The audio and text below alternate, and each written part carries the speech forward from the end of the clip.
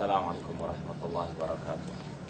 Alhamdulillah wassalatu wassalamu ala Rasulillah wa ala alihi wa ashabihi wa man walah, amma ba'd. Ma'asyiral muslimin rahimani wa rahimakumullah.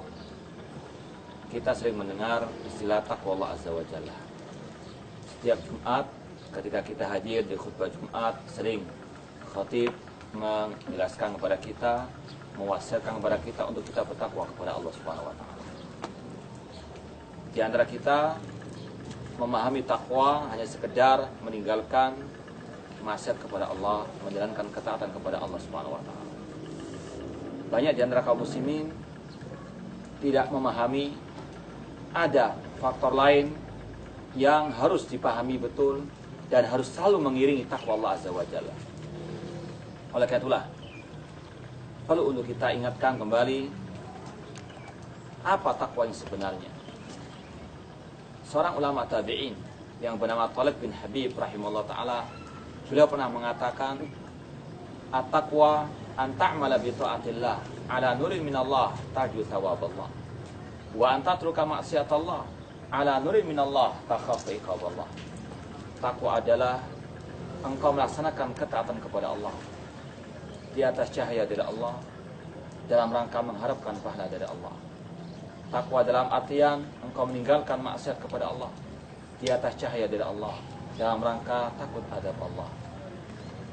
Di dalam definisi ini, ma'asyiral muslimin rahimani wa rahimakumullah, ada dua poin penting yang dilalaikan oleh sebagian kaum muslimin ketika mereka mengerjakan takwa Allah. Mereka mengira setiap amalan yang mereka anggap baik itu adalah takwa kepada Allah Subhanahu wa taala. Padahal tidak demikian seterusnya.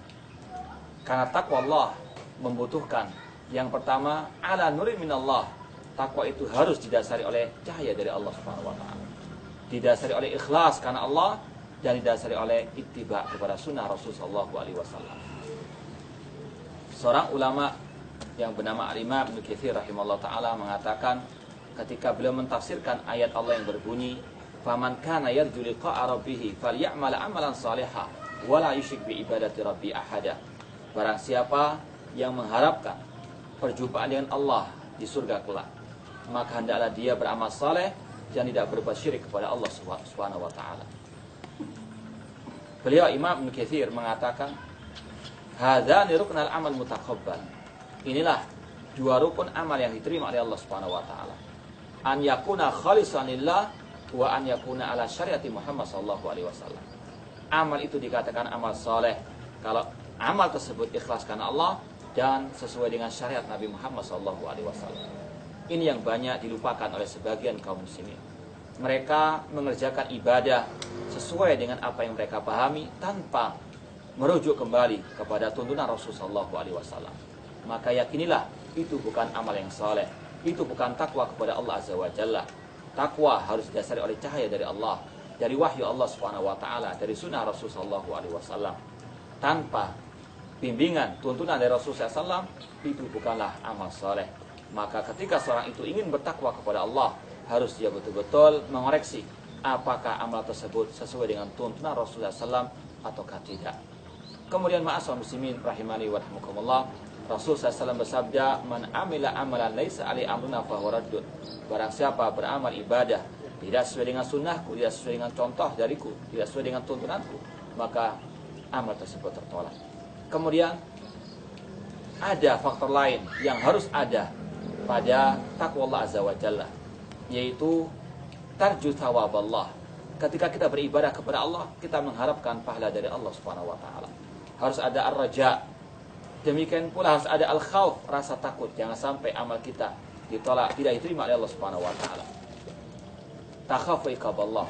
Kata beliau, engkau takut kepada azab Allah Subhanahu wa taala. Dan Allah Subhanahu wa taala ketika mensifati ibadahnya orang-orang beriman, Allah sifati dengan al-khauf war-raja, rasa harap dan rasa takut. Kata Jafa junubum anil madaji' yad'una rabbahum khaufan wa tama'an. Lambung-lambung orang beriman jauh dari tempat tidur mereka. Mereka salat malam, yad'una rabbahum khaufan wa tama'an. Mereka berharap kepada Allah dan mereka takut azab Allah Subhanahu wa taala. Demikian pula Allah berfirman, "Amman huwa qanitun ana al-laili sajida wa qa'imah yahdzarul akhirah wa yarju rahmat rabbih." Apakah sama orang-orang yang berdiri pada malam hari salat tahajud, salat malam? Mereka ruku dan sujud, yahdharul akhirah, takut adab Allah dan mengharapkan rahmat dari Allah Subhanahu wa taala. Oleh karena itulah para ulama mengatakan ar-raja wal khauf, rasa harap dan rasa takut, kajanahai thair, seperti dua sayap seekor burung. Seekor burung tidak akan mungkin terbang dengan baik tanpa kedua sayap tersebut. Demikian pula ibadah seorang hamba tidak akan mungkin baik tanpa raja wal khauf, rasa harap dan rasa takut. Demikian pula hidupnya orang mukmin tidak akan mungkin dia baik tanpa dia memiliki rasa khauf dan raja. Rasa khauf itu akan menghalangi dia berbuat maksiat. Rasa raja menghalangi dia untuk putus asa dari rahmat Allah Subhanahu wa taala.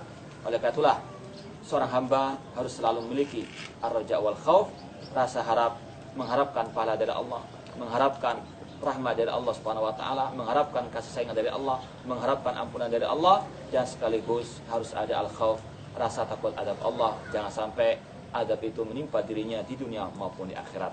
Ini yang mungkin bisa kita sampaikan. Semoga Allah Subhanahu wa taala selalu menganugerahkan kepada kita ketakwaan hingga akhir hayat kita nanti. Mudah-mudahan bermanfaat. Aku qouli hada wa akhiru da'wana alhamdulillahirabbil alamin. Wassalamualaikum warahmatullahi wabarakatuh.